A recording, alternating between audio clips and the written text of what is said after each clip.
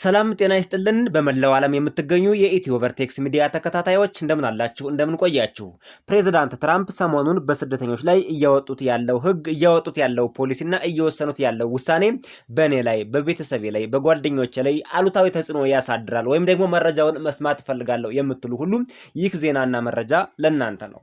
በዛሬው የዜናና የመረጃ ጊዜያችን ስለ ሲአር1 አይአር1 እና ኬዋን ስለሚባሉ የቪዛ አይነቶች የተደረጉ አዳዲስ የፖሊሲ ማሻሻያዎችን ይዘን መጥተናል። አብራችሁን ቆዩ። በዛሬው የዜናና የመረጃ ጊዜ በእጮኝነትና በትዳር አጋርነት ወደ አሜሪካን ሀገር ለመምጣት የቪዛው ሁኔታ፣ የግሪን ካርድ ሁኔታ፣ የዜግነትን ሁኔታ በተመለከተ የወጡ ህጎች፣ ፖሊሲዎችና ማሻሻያዎችን ይዘን ቀርበናል። በየትኛው የቪዛ አይነት መምጣት ይሻላል? በሲአር1 በአይአር1 ወይስ በኬዋን ቪዛ? ምን ያህል ጊዜ ይፈጃል? ኮታው ስንት ነው? ውስንነት አለበት ወይ? አሁን አክቲቭ ነው ወይ? ሲስተሙ ይሰራል ወይ? ሁኔታውስ ተፈቅዷል ወይ? ቪዛውስ አለ ወይ? የጥንቃቄ መልእክት ምን ማድረግ አለብን? አዲስ የተሻሻለው ፖሊሲና ለውጡስ ምንድነው? የሚሉትን በዝርዝር እንመለከታለን።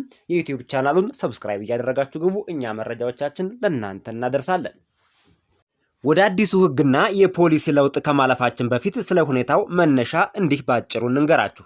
ወደ አሜሪካን ሀገር ለመግባት በሶስት አይነት መንገድ መግባት ይቻላል። የመጀመሪያው በእጮኝነት ቪዛ ወይም በኬዋን ቪዛ ነው። ሁለተኛው ትዳሩ ከተፈጸመ ከ2 ዓመት በታች ባለው ቆይታ ወይም ደግሞ በሲአር1 ቪዛ ነው። ሶስተኛው ትዳሩ ከተፈጸመ ከ2 ዓመት በላይ ባለው ቆይታ ወይም በአይአር1 ቪዛ ይሆናል። የመጀመሪያው በእጮኝነት ቪዛ ወደ አሜሪካን ሀገር ለመግባት። በእጮኝነት ቪዛ ወደ አሜሪካን ሀገር ለመግባት ፎርም I-29F የሚባለውን ፎርም መጀመሪያ ይሞላል። ከዚህ በኋላ ግን ግሪን ካርድ ለማግኘት ፎርም I-485ን ወይም አጀስትመንት ኦፍ ስታተስ የሚባለውን ማስገባትም ያስፈልጋል። እነዚህ ግለሰቦች በመጀመሪያ ደረጃ በቀጥታ ግሪን ካርድ አይሰጣቸውም። ኮንዲሽናል ግሪን ካርድ ይሰጣቸዋል። በ90 ቀናት ውስጥ መጋባት አለባቸው። ወደ ፐርማነንት ግሪን ካርድ ጉዟቸውን ይቀጥላሉ ማለት ነው። ይህ መንገድ የሚመረጠው ገና ላልተጋቡ ነገር ግን አሜሪካ ውስጥ ለመጋባት ለሚፈልጉ እጮኞች ነው። ሂደቱ እጮኛዋ ወይም እጮኛው ወደ አሜሪካ ገብቶ በ90 ቀናት ውስጥ መጋባት ወይም ጋብቻቸው መፈጸም ይኖርባቸዋል። ከዚህም አሜሪካ ውስጥ ሆኖ አጀስትመንት ኦፍ ስታተስ የሚባለውን I-485 የሚባለውን ፎርም መሙላት ይጠበቅበታል። የዚህ ቪዛ አይነት አንዱ ደካማ ጎኑ አሜሪካ ከገቡ በኋላ የሥራ ፍቃድ እስኪመጣ ድረስ መስራት አይቻልም። ይህም አሁን ባለው አሰራር ብዙ ወራትና ጊዜ ሊፈጅ ይችላል። ትልቁ ችግር ይሄ ነው። በ2026 አዲስ የወጣው ህግ በ2026 የወጡት አዳዲስ የደህንነት ፍተሻዎችና ማሻሻያዎች በእጮኝነት ቪዛ ላይ በበለጠ ተጠናክረው ሁኔታዎቻቸውንም ከወትሮ በተለየ መልኩ አጠናክረው ቀጥለዋል። በተለይ ግንኙነቱ እውነተኛ መሆኑን ለማረጋገጥ ከዚህ በፊት በአካል መገናኘታቸውን የሚያሳዩ የፎቶ፣ የሰነድና ሌሎች በርካታ መረጃዎችን ይጠይቃሉ፣ ቼክ ያደርጋሉ። የኢሚግሬሽን ሰራተኞች የሚያስቡት ወደ አሜሪካን ሀገር ለመግባት የሚጠቀሙበት ዘዴ እንጂ ትክክለኛ እጮኛ አይደሉም ብለው ከመጀመሪያው ሃይፖቴሲሳቸውን ያስቀምጣሉ። ይሄን ለማረጋገጥ እናንተን የማይጠይቋችሁ የጥያቄ አይነት የለም። በተለይ በአዲሱ በተሻሻለው ህግ ጥያቄው በጣም ኦቨር ሂዷል። በመጀመሪያ ደረጃ እጮኛውን ወደ አሜሪካን ሀገር ማምጣት የሚችለው የአሜሪካን ሀገር ዜግነት ያለው ግለሰብ ብቻ ነው። በግሪን ካርድ የሚኖር ወይም በሌላ ስታተስ አሜሪካን ሀገር የሚኖር እጮኛውን ወደ አሜሪካን ሀገር ማምጣት አይችልም። የመጀመሪያው መስፈርት እጮኛዬን ወይም ወንድም ሊሆን ይችላል ሴት ወደ አሜሪካን ሀገር ማምጣት እፈልጋለሁ የሚለው ሰው የአሜሪካን ሀገር ቋሚ ሲቲዝንሺፕ መሆን አለበት። ከግሪን ካርድ አልፎ ሲቲዝንሺፕ ያለው መሆን አለበት። በ2026 የእጮኝነትን ግሪን ካርድ ወይም ኬዋን ቪዛን በተመለከተ በአሜሪካ የኢሚግሬሽን ህግ ላይ ጉልህ ለውጦች ተደርገዋል። ከነዚህ ለውጦችም በተለይ በፕሬዝዳንት ትራምፕ በ2026 በስደተኞች ላይ ካወጡት ለውጥና የፖሊሲ ማሻሻያ ጋር ሁሉም የተያያዙ ናቸው ይለናል። የመጀመሪያው የቪዛ እና የጉዞ እገዳዎች። እነዚህ ኢትዮጵያ የቪዛና የጉዞ እገዳ ስላልተደረገባት በእጮኝነት ቪዛ ወይም በኬዋን ቪዛ ወደ አሜሪካን ሀገር ለመምጣት የምትፈልጉ ሁሉ ይህ ህግ በእናንተ ላይ ተጽዕኖ አይኖረውም፣ በእናንተ ላይ አይሰራም ማለት ነው። የቪዛና የጉዞ እገዳ የሚለው የቪዛና የጉዞ እገዳ ለተጣለባቸው ሀገራት የሚሆን ነው እንጂ ኢትዮጵያውያን በዚህ አይጎዱም ማለት ነው። ኤርትራውያን ቢሆኑ ግን አሜሪካን ሀገር ቋሚ ዜጋ የሆነ አንድ ኤርትራዊ ኤርትራ ሀገር ውስጥ ሚስቴን ወይም በጮኝነት ያለች ጓደኛዬን ማምጣት እፈልጋለሁ ቢል አሁን ባለው ሁኔታ አይችልም። ምክንያቱም ኤርትራ ሙሉ በሙሉ የጉዞ እገዳ እና የቪዛ እገዳ ስለተጣለባት ማለት ነው። ኢትዮጵያ ግን ይሰራል፣ ክፍት ነው፣ መጠቀም ይቻላል። ለውጡን ግን አብረን እናየዋለን። የተቀየረውን ህግ አልጨረስነውም። አዲሱ ህግ ቤተሰብን የሚለያይ እጅግ በጣም አስከፊ የሆነ ህግ ወጥቷል። ቀደም ሲል በባይደን አስተዳደር አልፎ አልፎ ተጀምሮ የነበረው ሰነድ የሌላቸው የአሜሪካ ዜጎች ባለትዳሮች አገር ሳይለቁ ግሪን ካርድ እንዲያመለክቱ የሚፈቅደው ፕሮግራም ላይ አሁን ከፍተኛ ለውጥ ተደርጓል። በባይደን ጊዜ እጮኛዬ ናት ካለ እዚህ አሜሪካን ሀገር በተለያየ መንገድ በአሳይለምም ትምጣ፣ በቲፒኤስም ትምጣ፣ በአጭር ጊዜ የስራ ቆይታም ትምጣ፣ በጉብኝትም ትምጣ እዚህ አሜሪካን ሀገር ሆና እጮኛዬ ናት ብሎ ካቀረበ ወደ ሀገሯ ሳትመለስ ወደ ኢትዮጵያ ሳትሄድ እዚሁ ሆኖ ፕሮሰሱን እንዲጀምርላት ይደረግ ነበር። አሁን ፕሬዚዳንት ትራምፕ ይሄን ሙሉ በሙሉ ዘግተውታል። አዲሱ ህግ አንደኛው ለውጥ ይሄ ነው። ለውጦቹ ብዙ ስለሆነ ቪዲዮውን እስከ መጨረሻው መከታተል የለውጡንና አጠቃላይ ኮንሴፕቱን ጭብጥ ሐሳቡን እንድታገኙት ያስችላቸዋል። የተከበራችሁ አድማጭ ተመልካቾቻችን አዲሱ አስተዳደር እንዲህ ያሉ ፕሮግራሞችን የመሰረዝ ሙሉ በሙሉ ውሳኔ ላይ ደርሷል። በአሁኑ ወቅት አሜሪካ ውስጥ ያላግባብ የቆዩ ሰዎች በትዳር ግሪን ካርድ ለማግኘት ወደ ሀገራቸው ተመልሰው ዌቨር የሚባለውን ፕሮግራም መጠየቅ ይኖርባቸዋል ይላል። ይሄ ከጮኝነት አለፍ ስንል ሌላ አሜሪካን ሀገር ለመግባት የሚያስችሉ ሁለት የቪዛ አይነቶች አሉ። ሲአር1 እና አይአር1 ይባላሉ። ሲአር1 የምንለው ጋብቻው ከተፈጸመ ከ2 ዓመት በታች የሆነው፣ አይአር1 የምንለው ጋብቻው ከተፈጸመ ከ2 ዓመት በላይ የሆነው። ለሁለቱም የሚሰጣቸው የቪዛ አይነት የተለያየ ነው። ሁኔታውም ሁሉም ነገር የተለያየ ነው። ጋብቻው ከተፈጸመ ገና ከ2 ዓመት በታች የሆናቸው ጥንዶች ወደ አሜሪካን ሀገር አንዱ አንደኛዋን ለማምጣት ሲፈልግ የሚሰጣቸው ኮንዲሽናል የሆነ ስታተስ የሚባለው ወይም ለ2 ዓመት ብቻ የሚያገለግል የግሪን ካርድ ባለቤት ይሆናሉ። አይአር1 ጋብቻቸው ከተፈጸመ ግን ከ2 ዓመት በላይ የሆናቸው ወይም የቆዩ ባለትዳሮች ወይም ጥንዶች ከሆኑ ግን ወደ አሜሪካን ሀገር አንዱ አንደኛውን ሲያመጣው የሚሰጠው ቪዛ ቋሚ የሚባለው የግሪን ካርድ አይነት እስከ 10 ዓመት የሚያገለግለው ይሆናል ማለት ነው። ሲአር1 የሆኑ ወይም ከ2 ዓመት በታች የሆናቸው ግን በቀጥታ ግሪን ካርድ አያገኙም። አይአር1 ከ2 ዓመት በላይ የሆናቸው በቀጥታ ግሪን ካርድ ያገኛሉ ማለት ነው። ግሪን ካርድ ያገኛሉ ማለት ነው። ከዚህም በተጨማሪ እነዚህ ከ2 ዓመት በታች የሆናቸው እንደገና ፎርም ሞልተው ፕሮሰስ ካደረጉ በኋላ ከ90 ቀን በኋላ ነው ወደ ግሪን ካርድ ፕሮሰስ የሚያልፉት ማለት ነው። አይአር1 ግን በቀጥታ ግሪን ካርድ ይሰጣቸዋል። ወደ አሜሪካን ሀገር በየትኛው የቪዛ አይነት መግባት ይቀላል? የትኛው ቀላል ነው? የትኛው አዋጭ ነው? የትኛውስ የተሻለ ነው? የሚሉ ጥያቄዎችን በርካታ አድማጭ ተመልካቾች ይጠይቃሉ። ኬዋን ወይም የጮኝነት ቪዛ የምንለው ከ1 ዓመት እስከ 1 ዓመት ከ5 ወር ድረስ የሚወስድ ነው። እንዲሁም ላልተጋቡ እጮኞች ተብሎ የሚሰጥ የቪዛ አይነት ነው። ሲአር1 እና አይአር1 የሚባለው ለትዳር ወይም ለተጋቡ የሚሰጥ የቪዛ አይነት ሲሆን ቆይተው ብዙም አይለያይም። ይሄኛውም ቢሆን ከ1 ዓመት እስከ 1 ዓመት ከ5 ወር አንዳንዴም እስከ 1 ዓመት ከ8 ወር ድረስ ሊወስድ ይችላል። በቆይታ ጊዜ ብዙም የሚለያዩ አይደሉም። እንዲሁም የጮኝነት ቪዛ የሚባለው ትንሽ የቆይተው ጊዜ አጠር የማለት የተወሰኑ ወራቶች 2 ወይም 1 ወር ዝቅ የማለት ቻንስ ይኖረዋል። ወደ አሜሪካ ሲገቡ ቪዛ ብቻ ይዘው ነው የሚገቡት። የ90 ቀን ውስጥ መጋባት ያስፈልጋል። ስራ መስራት አይቻልም። በ90 ቀን ውስጥ ምንም አይነት ስራ መስራት አይቻልም። 3 ወር ሙሉ ቁጭ ማለት ይጠይቃል ማለት ነው። በጮኝነት ከሆነ የምትወስዱት አሜሪካን ሀገር እዚህ ከመጣ በኋላ ቁጭ ማለት ይጠበቅበታል። ፕሮሰሱን አፕላይ ካደረገ በኋላ ማለት ለግሪን ካርድ ያለውን ፕሮሰስ እሱ ካለቀ በኋላ ነው ስራ መስራት የሚቻለው።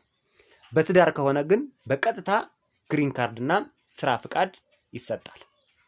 ጉዞ ነፃ ነው። ጉዞውም ነፃ ነው ማለት ነው። ተጨማሪ ሂደት አለው ማለት ነው። በጮኝነት የምንወስዳቸው ከሆነ ፕሮሰሱ በጣም ብዙ ይሆናል ማለት ነው።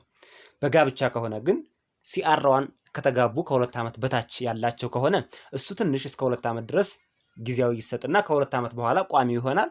ግን በቀጥታ ወዲያው እንደሄዱ ስራ መስራት ያስችላል ማለት ነው። በወጭ ደረጃ ከፍተኛ ወጭ የሚያስወጣው ኬዋን ቪዛ ነው። የትዳር ቪዛ ከሆነ ግን ብዙም ወጭ አያስወጣም። ጥቅሞች በኬዋን ቪዛ ካየነው በፈጣን ለመገናኘት ወይም ጊዜው ፕሮሰሱ እንዲያጥር ይረዳል። አሜሪካን ሀገር በፍጥነት ለመገናኘት በጣም ለተነፋፈቃችሁ በዚህኛው መሄዱ በጣም አሪፍ ነው ማለት ነው። ችግር አለበት ወይ? ኬዋን የሚባለው ተጨማሪ ሂደት ፕሮሰስ አለው። በጣም ጥያቄውን በጣም ከባድ ነው። ምክንያቱም አሜሪካን ሀገር ለመምጣት ነው ብለው ስለሚያስቡ ሰዎችም ተጋብተናል ከሚሉ ይልቅ እጮኛ የነበረች ተብሎ ወደ አሜሪካን ሀገር ማምጣት ስለሚቀላቸው እጮኛ የሚለውን ሊጠቀሙበት ስለሚችሉ ጥያቄው ሁሉ ነገር ከበድ ይላል። ተጋብተናል በትዳር የሚባለው ግን ሂደቱ ፕሮሰሱ ብዙም እንደ እጮኝነቱ አይከብድም። ይሄን አይታችሁ እናንተ ወስኑ። ኢትዮጵያ ውስጥ ሄጄ አግብቻት ወይም አግብቸው ባመጣው ይሻላል ወይስ ደግሞ እጮኛዬ ነው ብዬ ባመጣው ይሻላል የሚለውን እናንተ ተወስናላችሁ። አሁን ከነገርኳችሁ ጥቅምና ጉዳት አንጻር እኔ ይሄን አርጉ ብዬ በወስን እዚህ ጋር ልክ ስለማይሆን ነው። መረጃዎቻችን ቀጥለዋል። ለነዚህ የሶስት አይነት ቪዛዎች መከራ፣ ስቃይ፣ እንግልት፣ ውጣውረድና ችግር ያመጣው አዲሱ የፕሬዝዳንት ህግና ስርዓት ይሄ ነው። ቀደም ሲል በፕሬዝዳንት ባይደን አስተዳደር ሲሰራ የነበረው አሰራር አሜሪካን ሀገር የሚገኙ ሰነድ የሌላቸው ባለትዳሮች አሜሪካን ሳይለቁ አሜሪካን ሀገር ያለ ህጋዊነት ያለው የአሜሪካን ዜግነት ያለው የትዳር አጋራቸውን ዶክመንትና የሱን ህጋዊነት በመጠቀም እዚሁ አሜሪካን ሀገር ቁጭ ብለው ለግሪን ካርድ አፕሊኬሽን ፕሮሰሱን ይጀምሩ ነበር። ግሪን ካርድም ያገኙ ነበር። የፕሬዝዳንት አስተዳደር ይሄን ህግ ሙሉ በሙሉ በመሻር የስደተኞችን መከራ፣ እንግልት፣ ውጣውረድና ስቃይ ጨምረውታል። አዲሱ አስተዳደር እንደዚህ ያሉ ፕሮግራሞችን ሙሉ በሙሉ ለመሰረዝ ተስማምተዋል። በአሁኑ ወቅት አሜሪካ ውስጥ ያላግባብ የቆዩ ሰዎች በትዳር ግሪን ካርድ ለማግኘት ወደ ሀገራቸው እንደገና ተመልሰው ሂደው ዌቨር በመጠየቅ ተመልሰው አሜሪካን ሀገር መምጣት ይኖርባቸዋል። ሙሉ አሰራሩ ወይም አዲሱ ህግ የአሜሪካ ዜጋ የሆነው ባለትዳር ሴት ወይም ወንድ ልትሆን ትችላለች፣ ስፖንሰር ያደረገችው ማለት ነው።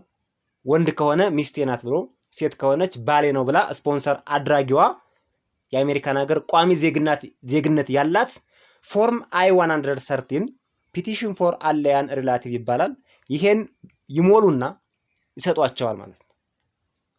ከተፈቀደ በኋላ ይሄ ፎርም ታይቶ ከተፈቀደ በኋላ ሰነድ የሌለው ባለትዳር አሜሪካን ለቆ ይወጣና ወደ ሀገሩ ተመልሶ እንደገና ሂዶ በአሜሪካ ኤምባሲ በኩል ቃለ መጠየቅ ተደርጎለት ጥያቄዎችን ሁሉንም ቬቲንጎች አልፎ እንደገና ወደ አሜሪካን ሀገር ይመጣል ይላል።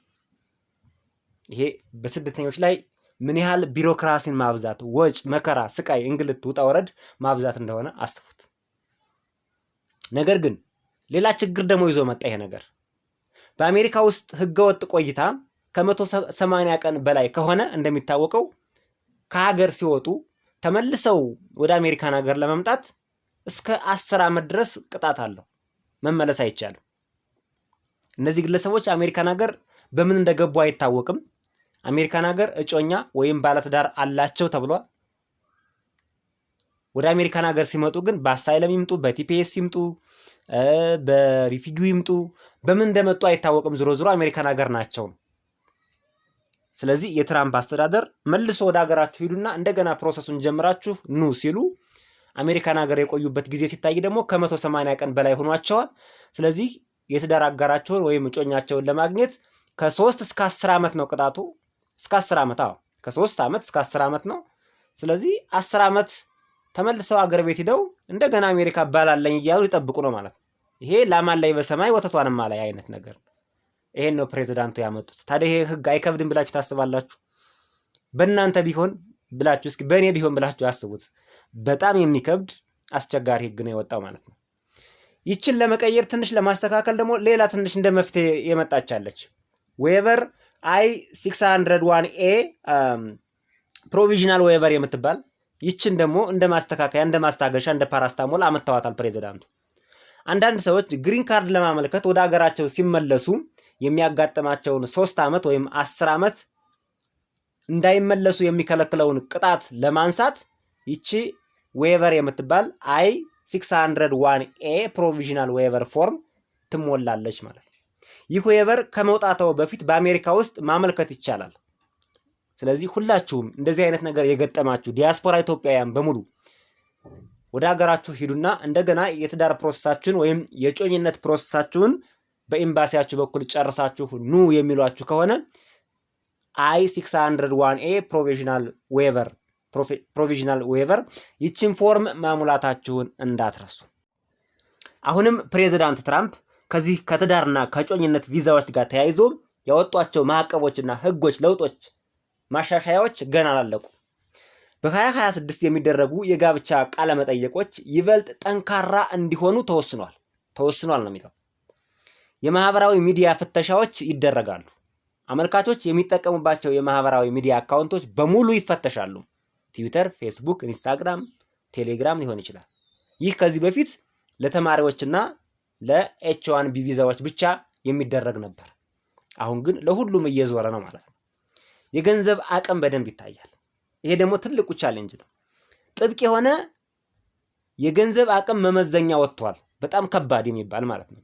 አመልካቹ ወይም ስፖንሰር የሚያደርገው ሰው ወይም ባል ነኝ ወይም ሚስት ነኝ ብላ ለወስደው ነው ወደዚህ ወደ አሜሪካን ሀገር ላመጣው ነው የምትለዋ ግለሰብ ወይም የሚለው ግለሰብ በቂ ገቢ መተዳደሪያ መኖሩን የአሜሪካ መንግስት ያጣራል። ገንዘብ ከሌለ ትዳር የለም የሚለውን እያጎሉት ነው ማለት ነው። የእንግሊዝኛ ቋንቋ ችሎታ እና የጤና ወይም ሄልዝ ኢንሹራንስ አለው ወይ የሚለው ሁሉ በደንብ ይታያል። ይሄ አዲስ የመጣ ህግ ነው። በፊት አለ፣ የገቢ ሁኔታ ይጠየቃል። ብዙም እንደዚህ ከባድ አልነበረም። ለምሳሌ የቤተሰብ መጠን 2 ስፖንሰር ማድረግ ማለት አንድ ራሱ አለ ስፖንሰር አድራጊው፣ ሚስቱ አለች። ለሁለት ሰዎች 26437 የአሜሪካ ዶላር ዓመታዊ ገቢ ከሌለው ሚስቱን ወይም እጮኛውን ማምጣት አይችልም። እዚህ አሜሪካን ሀገር አዲሱ ህግ ነው። የቤተሰብ መጠን 3 ከሆነ ደግሞ ልጅ ካለ ማለት ነው 33262 የአሜሪካ ዶላር ዓመታዊ ገቢው ካልሆነ አይቀበሉትም። ዓመታዊ ገቢውን በምን ያውቁታል ካላችሁ በአመቱ የከፈልከውን የግብር ደረሰኝ አምጣ ይሉታል። ኢሚግሬሽን አምጣ ይሉታል። ሌላው በአካል መገኘት አዲስ ህግ ነው። አሁንም ለሁሉም የትዳር ግሪን ካርድ አመልካቾች በአካል ቀርቦ ቃለ መጠየቅ ማድረግ ግዴታ ሆኖ ወጥቷል። ከዚህ በፊት ግን እንደዚህ አይደረግም ነበር። ኢትዮጵያ ውስጥ የትዳር አጋር ካለች ፕሮሰሱን ትጨርስላታለህ። በኤምባሲው በኩል በኢትዮጵያ ኤምባሲ በኩል ማለፍ ያለባትን ታልፋለች፣ ትመጣለች፣ ምንም ችግር የለውም። አሁን ግን ሁለቱም በአካል ቀርበው እዚህ አሜሪካን ሀገር ጥያቄው ይጠይቃሉ ማለት ነው። ፌል ካደረገ እንደገና ሊመልሷቸው። አስቡት እንግዲህ የቆይታ ጊዜ አሜሪካ ውስጥ ላሉ ማመልከቻቸው በፍጥነት ሊያልቅ የሚችልበት እድል ቢኖርም የሰነድ የምርመራው ጊዜ ግን በጣም ተራዝሟል። በእነዚህ በትዳር እና በጮኝነት የሚመጡ የቪዛ አይነቶች የቆይታ ጊዜው ትንሽ የተሻሻለበት ሁኔታ አለ፣ አጠቃላይ የሚፈጀው ጊዜ። ነገር ግን በምን ያዘገዩአቸዋል መሰላችሁ? በፕሮሰስ እንዲዘገይ ያደርጉታል ማለት ነው። ከአሜሪካ ውጭ ላሉ አሜሪካን ውስጥ ላሉ ማለት እዚሁ አሜሪካን ውስጥ ሁነው እንግዲህ እንዳጋጣሚ በሆነ ምክንያት የትዳር አጋሬ ነው ወይም እጮኛዬ ናት ብለው ለሚያቀርቡ ማለት ነው። ከአሜሪካ ውጭ ላሉ ደግሞ በኤምባሲዎች በኩል የሚደረግ ሂደት እንዳገሩ ሁኔታ ከ12 እስከ 14 ወራት እዛ በላይ ይፈጃል። ገና አሜሪካን ሀገር ሳይመጡ ኤምባሲው ብቻ ይህን ጊዜ ይፈጃል ማለት ነው። ሌላው ግንኙነታችሁ የጮኝነቱም ሆነ የትዳሩ ትክክል ነው ወይ እውነት ነው ወይ? በተለይ የጮኝነቱን በጣም ያተኩራሉ። በአዲሱ ህግ መሰረት አብዛኛዎቹ የተለመዱ ናቸው እነዚህ ጥያቄዎች። ግን ተጨማሪ መጠራጠሮች፣ ስጋት፣ አለማመን የሳይኮሎጂያቸው ተቀይሯል ነው። ትልቁ ነገር እኮ የሳይኮሎጂ ለውጥ ነው። ጥያቄው መስፈርቱ ክራይቴሪያው ቢበዛም የሚጠይቀው አካል ሳብጀክቲቪቲ ነው ሜጀር የሚያደርገው። ሳብጀክቲቭሊ ሜጀር ሲያደርግ ሳይኮሎጂው አሪፍ ከሆነ ምንም ችግር የለም ብሎ ካሰበ ቀለል አድርጎ ሊያልፈው ይችላል። አሁን ግን ህጎቹ እንኳን ጥያቄዎቹ እነዛው ቢሆኑም እንኳን የአስተሳሰብ የአመለካከት የሳይኮሎጂ የምንለው አጠቃላይ ለውጥ አለ። ሪጀክት የማድረግ ቻንሱ ከፍ ብሏል። ህግ ሲባል የተጻፈም ያልተጻፈም ሊሆን ስለሚችል ማለት ነው። እና የሚጠየቁ ጥያቄዎች ብዙ ጊዜ የሚታወቁ ናቸው። ግን አዲስ ከሆናችሁ ጥያቄዎቹን የሚጠየቁትን አንዳንዶቹ፣ ሁሉንም ባይሆን አንዳንዶቹን እንንገራችሁ። ባለቤትዎ በየቀኑ የሚወስደው መድኃኒት አለ ምንድን ነው ብለው ሚስትን ይጠይቃሉ። በሌላ ይዞሩና ደግሞ ባልን ይጠይቃሉ። መልሳችሁ የተለያየ ከሆነ ቻው ነው፣ ሪጀክት ነው። ሪጀክት ለማድረግ ነው። ሲጀመር ወደ ኢሚግሬሽን ገብታችሁ ለጥያቄ ትፈለጋላችሁ ስትባሉ ቪዛ ወይም ግሪን ካርድ ሊሰጧችሁ እንዳይመስላችሁ። እንዴት አድርገን ሪጀክት እናደርጋቸው የሚለውን አይምሯችሁ ላይ አስባችሁ መሄድ ነው።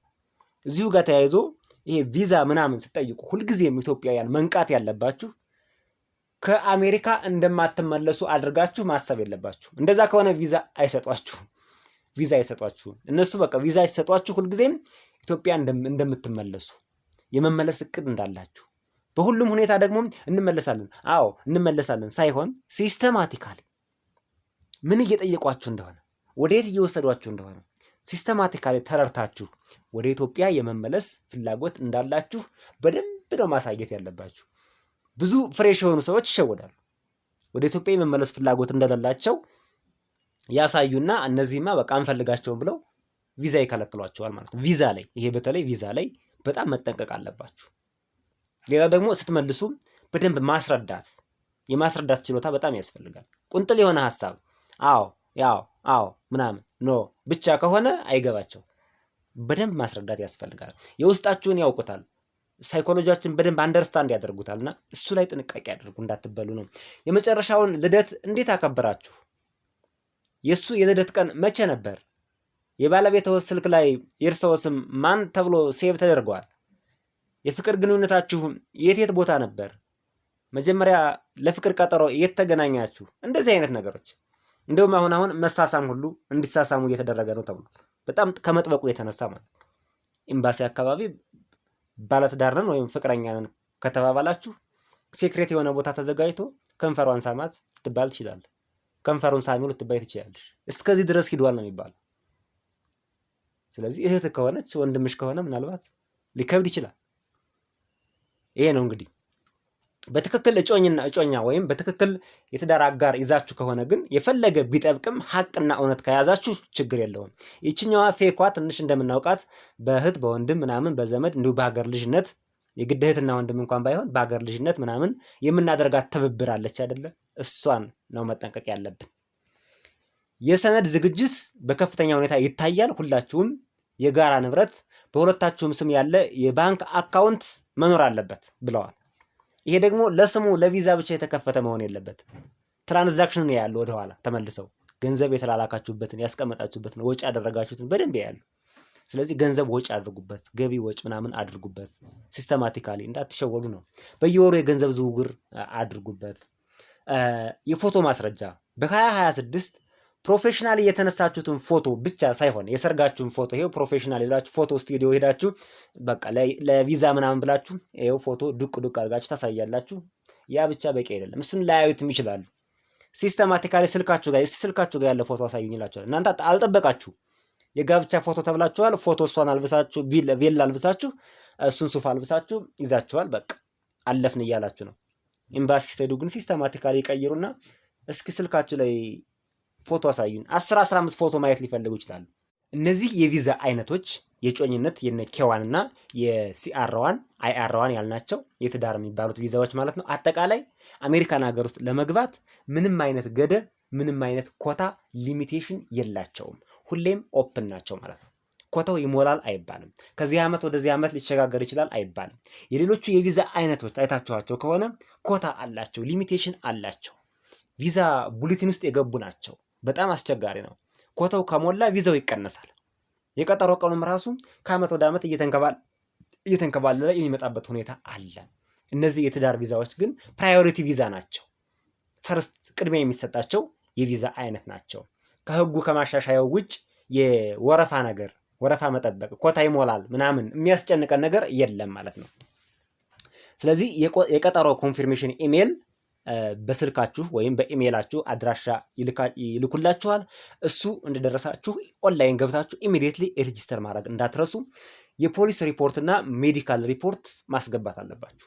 የፖሊስ ሪፖርቱን እናንተ ናችሁ ሰብሚት የምታደርጉት። ሜዲካሉን ግን እናንተ ሜዲካል እንድታሰሩ ተብላችሁ የሚሰጣችሁን ደብዳቤ ይዛችሁ በቀጥታ ሆስፒታሎች፣ የተመረጡ ሆስፒታሎች አሉ። ሴሌክት የሆኑ ሆስፒታሎች አሉ። ከነሱ ሆስፒታሎች ትሄዱና ታሰራላችሁ። እነዛ ሆስፒታሎች ራሳቸው አውቶማቲካሊ ስለሚያውቁት ለኤምባሲዎቹ ይልካሉ፣ ወይም ለኢሚግሬሽን ኦፊስ ይልካሉ። እናንተ ይዛችሁ አትሄዱም። እነሱም ስለሚያውቁት ይነግሯቸዋል። ይሄ ምንም ችግር የለውም። ገና ለምርመራ ለጤና ምርመራ ስትሏቸው ያውቁታል። ያው ከፍተኛ ገንዘብን የሚያስከፍሉ እሱን አስከፍለው ስለሚያውቁት እናንተ በእጃችሁ አትወስዱ ማለት ነው። የጋብቻና የልደት ሰርቲፊኬት የልደት ሰርቲፊኬቶችን በውጭ ጉዳይ ተረጋግጦ ከኢትዮጵያ ስትመጡ የጋብቻ የልደት ሰርቲፊኬት የሚለው ዝም ብላችሁ ብድግ አድርጋችሁ የቀበሌ የጋብቻና የልደት ሰርቲፊኬት ይዛችሁ ብትመጡ አይሆንም። የውጭ ጉዳይ ኤምባሲዎች በደንብ አረጋግጠውት ነው። ፊርማዎችን እንዳትረሱ፣ ቲተሮችን እንዳትረሱ፣ ዶክመንቶቻችሁ ላይ ማለት መጠየቅ እዚህ ላይ ምን መደረግ አለበት የሚለውን የሆነ ነገር ከጎደለው ኢንቫሊድ ነው የሚሏችሁ። በደንብ እያንዳንዷን የጋብቻችሁን፣ የትምህርት ማስረጃችሁን፣ ኮንፊርም ተደርጓል አልተደረገም፣ የልደት ሰርቲፊኬታችሁን፣ እነዚህም በሙሉ ቲተር ማድረግ ያለበት አውቶራይዝድ ቦዲ ቲተር እንዲያደርግበት በጥንቃቄ አድርጉ። የተከበራችሁ አድማጭ ተመልካቾቻችን ለዛሬ ለአድማጭ ተመልካቾቻችን ችግራቸውን ይፈታላቸዋል፣ እንደ ትልቅ የመረጃ ምንጭ ይሆናቸዋል ብለን አስበን ያመጣነው መረጃ ይሄን ይመስል ነበር። አስተውላችሁ ተረጋግታችሁ ቀስ ብላችሁ አስባችሁ ከሰማችኋቸው ካዳመጣችኋቸው ከብዙ እንግልት ከብዙ ውጣ ውረድ ከብዙ አላስፈላጊ ወጭና ከብዙ ችግር የሚጠብቋችሁ በጣም ጠቃሚ መረጃዎችን ነበር ስናስተላልፍላችሁ የቆየ ነው። በአቀራረባችን ዙሪያ በሚዲያችን ዙሪያ በመረጃውም ዙሪያ ይስተካከል የምትሉት ካለ ኮሜንት ላይ ብትጽፉልን ለምላሻችሁ ፈጣን ነን።